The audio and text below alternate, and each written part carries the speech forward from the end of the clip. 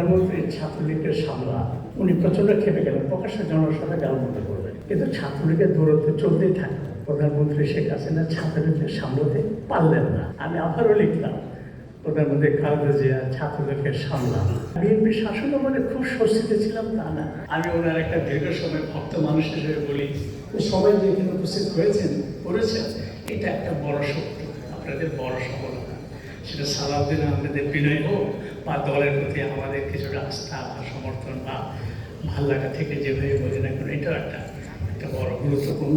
আজাদুল্লাহ যেটা বললেন 6 মাস অনেক দূর, যে একটা বৈঠক সাংবাদিকদের সঙ্গে সম্পাদকদের সঙ্গে, এটা যদি মাসে হলে ভালো হয়, না হলে 3 মাসে হতে পারে। আর এটা আমি দেখেছি যে বিগত সরকারের 15 বছর আমলে শুধু তাদের পছন্দের মতো সম্পাদক সাংবাদিকদের তারা আমন্ত্রণ জানাতেন। কিছু কিছু সংবাদপত্র, আমাদের সংবাদপত্র বলতে গেলে নিষিদ্ধ ছিল। আর শফিকুর রহমান আর মাহমুদুর রহমানের কথা আমি নাই বললাম এখানে, ওরা তো জেলেই ছিলেন একটা সময়, নানাভাবে নিপীড়িত, দেশের ভেতরে দেশের বাইরে ছিলেন না। আর তার বাইরে যদি আমি যাই, যে আজকে যে অবস্থার পরিবর্তন বা সময় কথা যেভাবে আপনারা প্রথম আলোর ব্যারিস্টার বা সংবাদপত্র করে হামলা আক্রমণে বলেছেন, এটা ব্যক্তিগতভাবে আমরা সবাই আপনাদের প্রতি বিশেষভাবে কৃতজ্ঞ।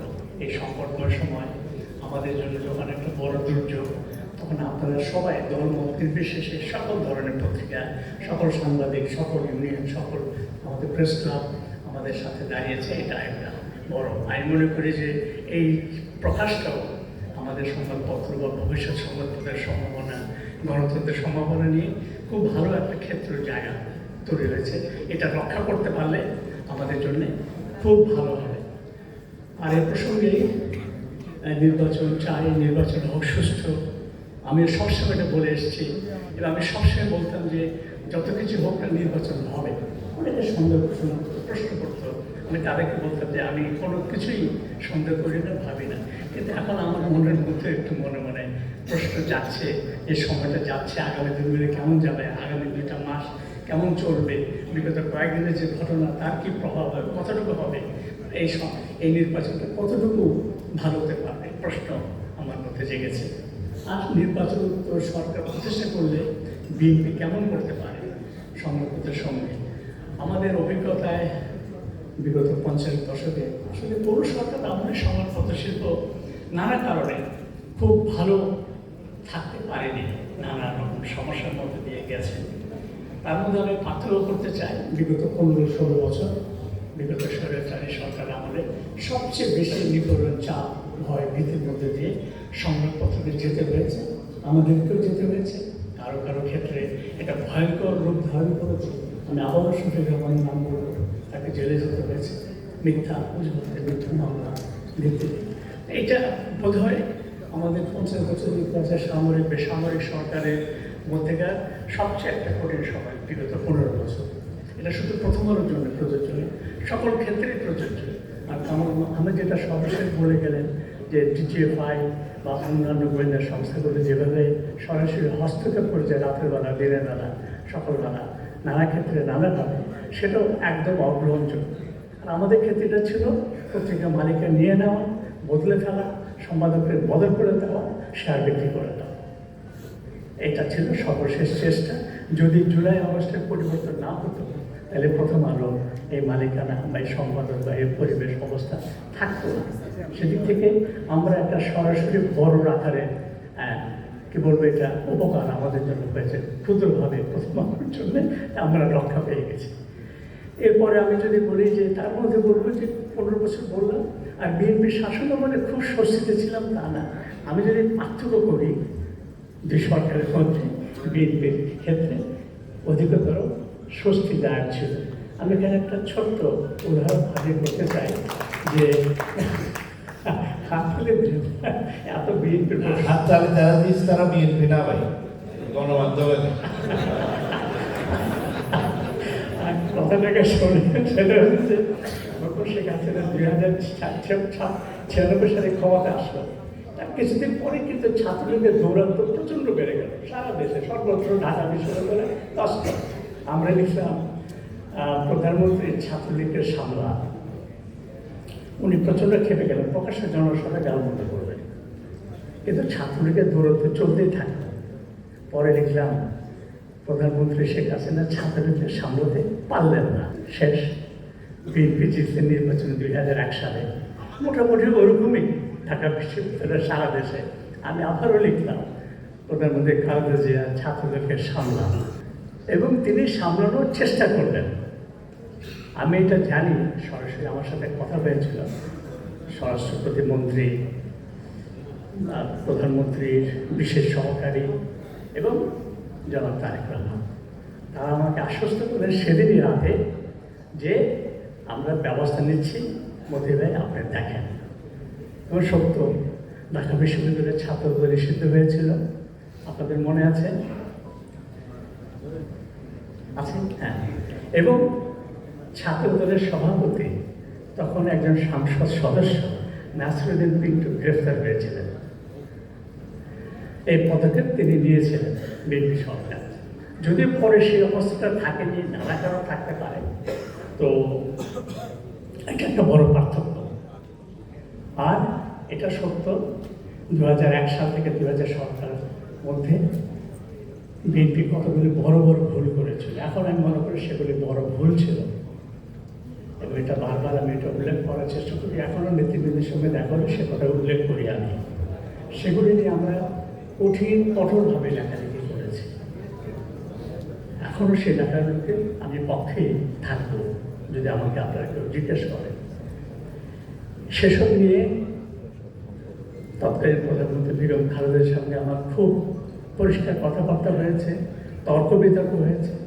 আবার হাসি মুখে ভালো কথা বলে চাকে আমরা ফিরে এসেছি। সে আলোচনায় তারেক রহমান উপস্থিত ছিলেন। সে বিষয়ে কিন্তু তৎকালীন অনেক মন্ত্রীর সাথে কথা হয়েছে। আমরা কিন্তু আমাদের সেই লেখাগুলো অব্যাহত রেখেছি। তাতে কোনো প্রকাশ্য আক্রমণ, জেলের ভয়, মামলা মোকদ্দমার ভয়, এই ধরনের কোনো ঘটনা ঘটেনি। এটাও আমি নিশ্চিত করি। সেটাও বলবো যে নানা রকম সমালোচনা, তর্ক বিতর্কের মধ্যেও বিএনপির নেতৃত্বের মধ্যে ধৈর্য ছিল, তাদের সহ্য শক্তি ছিল, এবং তারা আমাদের প্রথম আলো পত্রিকার সমালোচনাগুলো তারা মেনে নিয়েছিলেন। সংশোধন করতে পেরেছিলেন কিনা, হয়েছিল না, সেটা অনেক লম্বা আলোচনার বিষয়। যেটা আমরা আশা করি, যেটা অনেকে বলে গেলেন, যে আমরাও আগামীতে ভবিষ্যতে যদি বিএনপি বিজয়ী ক্ষমতায় আসে, আমার ব্যক্তিগত অভিজ্ঞতা থেকে আমি এটা বলবো, বিএনপির কাছ থেকে আমরা আরও অধিকতর সহ্য শক্তি, আরও অধিকতরভাবে সমালোচনা সহ্য করা, গ্রহণ করা, মেনে নেওয়া মানে শোনা। বাকিটা তো নেতৃত্বের দলের সরকারের উপর নির্ভর করে, তারা কতটুকু মানবেন না করবেন। তবে শুনবেন, জানবেন, এটা আমি নিশ্চিত আশা করি। কারণ এখনও আমাদের বিএনপি নেতৃত্বের মধ্যে যারা আছেন, মির্জা ফখরুল, সালাউদ্দিন আহমেদ এবং অন্যান্য অনেকে, তাদের সাথে এখন আমাদের যেরকম সৌহার্দ্যপূর্ণ সম্পর্ক, বন্ধুত্বপূর্ণ সম্পর্ক, এটা অব্যাহত থাকবে আমি মনে করি। তবে আগামী দিনগুলো অনেক কঠিন। আগামী যে সরকার আসবেন তাদের জন্য সময়টা হবে আরও কঠিন। আমার মনে হয় যে বিগত 50 বছরের ইতিহাসে সবচেয়ে একটা কঠিনতম। এখনই অনেকে এই প্রশ্ন তোলেন, বিএনপি কি পারবে? এত জটিলতা, এত কঠিন, এত সমস্যা তৈরি হয়েছে বিগত 50 বছরে, 20 বছরে, 16 বছরে। এটাকে বিএনপি নেতৃত্ব পারবে কিনা? 3 বছর পারবে, 4 বছর পারবে, এমন কথা বলে 2 বছর পারবে। তাহলে কি হবে? তাহলে দেশের আরেকটা ভয়ঙ্কর বিপদের মুখে আমরা পড়ে যাব। আমরা ভয়ঙ্কর একটা যাত্রা হবে, যেখান থেকে আমাদের বের হওয়া কঠিন, যার লক্ষণ ইতিমধ্যে আমরা এখনই দেখতে পাচ্ছি। যে শক্তি উত্থান ঘটেছে, যে শক্তি প্রকাশ্যে যে ধরনের বক্তব্য তারা দিচ্ছেন, যে ধরনের কার্যক্রম তারা করছেন, এবং যে ধরনের কর্মকাণ্ড হয়েছে, যেভাবে সারা দেশে একটা মততন্ত্র তৈরি হয়েছে, যুক্তি তর্কের বাইরে গিয়ে এবং কোনো রকম চিন্তা চেতনার বাইরে গিয়ে, এবং বাংলাদেশের যে ভিত্তিমূল, যার পক্ষে বিএনপির শক্তিশালী অবস্থান নিয়েছে, 71-এর মুক্তিযুদ্ধ এবং স্বাধীনতা এবং গণতন্ত্র এবং নির্বাচনের মধ্য দিয়ে ক্ষমতার পরিবর্তন, এটাই একমাত্র সমাধান সকল বিভেদ সংকট থেকে বের হয়ে আসা। আমি আশা করব বিএনপি সাম্প্রতিক সময় যে বক্তব্য, যে অবস্থান, রাজনৈতিক অবস্থান নিয়েছেন, এটা যদি তারা অব্যাহত রাখে, এই নীতিতে, এই অবস্থানে যদি শক্তিশালী থাকেন এবং তারা যদি অগ্রসর হয়ে যান, যদি তারা নির্বাচনে বিজয়ী হয়, সরকার গঠনের পরে অবস্থানে থাকেন, তাহলে আমি মনে করবো সেটাই হয়তো আমাদের জন্য নতুন করে আশাবাদ হওয়া এবং গণতন্ত্রের পথে যাত্রার পথের একটা সম্ভাবনা আমরা দেখতে পারব, যেটা আমরা অনেকটাই হারিয়ে ফেলেছি। আমরা মুখে অনেক স্বপ্নের কথা বলি, অনেক সম্ভাবনার কথা বলি, কিন্তু আসলে যেটা মতিউর চৌধুরী বলে গেছে, দেশ বিভক্ত হয়ে গেছে। বিগত 50 বছর ধরে, বিগত 16 বছর ধরে স্বৈরতন্ত্রের আমলে এই বিভক্তিটা আরও বহুভাবে বিভক্ত হয়েছে। এর থেকে বের হয়ে আসা একটা কঠিন সময়। সেখানে শুধু সংবাদপত্রের স্বাধীনতা নিশ্চিত করলে সেটা হয়ে যাবে তেমন তো মোটেই না। এটা যিনি সরকার গঠন করবে, যদি বিএনপি সরকার গঠন করে, যদি তারেক রহমানই প্রধানমন্ত্রী হন, তাহলে কিন্তু একটা জাতীয় ঐক্য সমঝোতার পরিবেশ তৈরি করার বিষয়টা সবচেয়ে গুরুত্বপূর্ণ। এত বিরোধ, এত বিভেদ, এত সংকট নিয়ে কোনো দেশ চলতে পারে না, কোনো সমাজ টিকতে পারে না, কোনো সরকার পরিচালনা করা সম্ভব না। সেটা সবচেয়ে বড় দায়িত্ব, এবং সেটা করতে গেলে অবশ্যই আপনাকে সমালোচনা শুনতে হবে। সেখানে অবশ্যই সংবাদপত্রের কথাও আপনাদেরকে শুনতে হবে। আমি সংবাদপত্রের পক্ষে একচেটিয়া সব ভালো কথা বলবো না। সংবাদপত্র সবসময় আমরা ভালো করতে পারি সেটা না। আমাদের মধ্যে বিভেদ আছে, বিরোধ আছে, সমস্যা আছে, এবং অনলাইন এবং ডিজিটাল এবং ফেসবুক এবং ইউটিউব ইত্যাদির মধ্যে দিয়ে সারা জগৎ, সারা দুনিয়াতে বাংলাদেশে একদম ছিন্ন ভিন্ন বিভক্ত হয়ে পড়েছে। একটা বিপজ্জনক অবস্থা তৈরি হয়ে গেছে। কোনটা বিশ্বাস করবো, কোনটা বিশ্বাস করবো, নিজেদের বিভ্রান্ত হয়ে যায়। সে জায়গাতে আপনারা সরকার, আপনারা দল যদি সরকার করেন, আপনারা যদি দল, ইতিমধ্যে আপনারা কিন্তু বিরাট আক্রমণের মধ্যে। সেখানে বিএনপি একটু দুর্বল, বিএনপির প্রতিদ্বন্দ্বী দলগুলি কিন্তু একটু সবল, তারা অতি বিশেষ সক্রিয় এই সোশ্যাল মিডিয়াতে বা ডিজিটাল মিডিয়াতে। তারা কিন্তু আপনাদের চেয়ে বেশি সবল, শক্তিশালী। সেটাও কিন্তু আপনাদের জন্য একটা বড় চ্যালেঞ্জ। এআই একটা চ্যালেঞ্জ। আগামী নির্বাচনে সব কিছু কিন্তু ব্যবহার হবে। তার প্রতিরোধ করা, তার থেকে নিজেকে রক্ষা করা, এটা একটা বড় চ্যালেঞ্জ। আশা করি আপনারা সেদিকে নজর রাখবেন, চেষ্টা করবেন, এবং সবাই মিলে আবার নতুন করে একটা দেশ, সময় পরিবর্তন, নতুন লক্ষ্যে যাত্রা এবং নতুন বাংলাদেশ গড়ার যে স্বপ্নের কথা বলি, খুবই কঠিন। আমি তেমনভাবে কোনো আশাবাদী না, তো আমি আশাবাদী হতে চাই যে আবার নতুন করে আমরা শুরু করি। আমার বয়স নেই, শরীরে আমাদের এখনো বয়স আছে। কি সুন্দর জামা পরে আসছে, রঙিন লাল রঙের, হলুদ রঙের জামা ছাড়া কিছুই পরেন না। তো সবাই ভালো থাকে।